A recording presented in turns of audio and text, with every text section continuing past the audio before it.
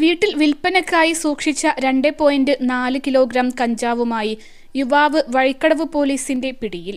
വീടിന്റെ ബെഡ്റൂമിൽ വിൽപ്പനയ്ക്കായി 2.4 കിലോഗ്രാം കഞ്ചാവ് സൂക്ഷിച്ച മുണ്ട അണ്ടിക്കുന്ന് സ്വദേശിയായ മാട്ടായി അബ്ദുള്ളയുടെ മകൻ നിഷാദ് എന്നയാളെയാണ് Vazhikkadavu police inspector Prince Joseph arrest ചെയ്തത്. മയക്കുമരുന്ന് ശൃംഖലയ്ക്കെതിരെ പോലീസിന്റെ ഡി ഹണ്ട് ഓപ്പറേഷനിലെ റെയ്ഡിലാണ് പ്രതി വലയിലായത്.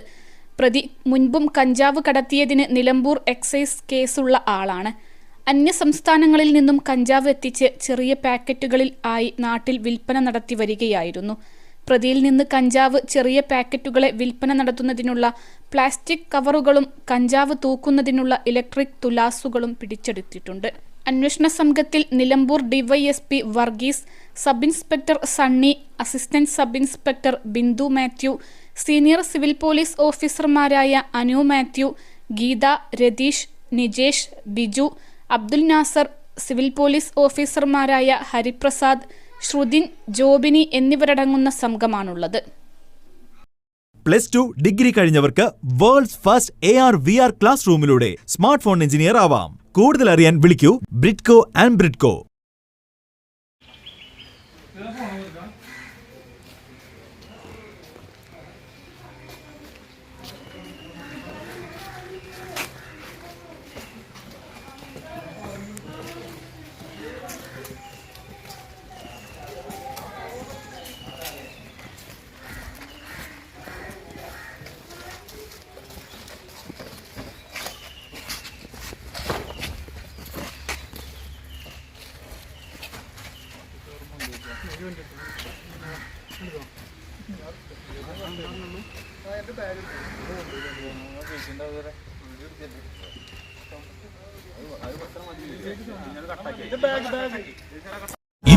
ലക്ഷത്തോളം സന്തുഷ്ടരായ ഉപഭോക്താക്കളും 2 ലക്ഷത്തോളം തിമിര ശസ്ത്രക്രിയകളും പൂർത്തിയാക്കിയ മലബാറിലെ ഏക കണ്ണാശുപത്രി അൽ സലാമ ഹൈ ഹോസ്പിറ്റൽ.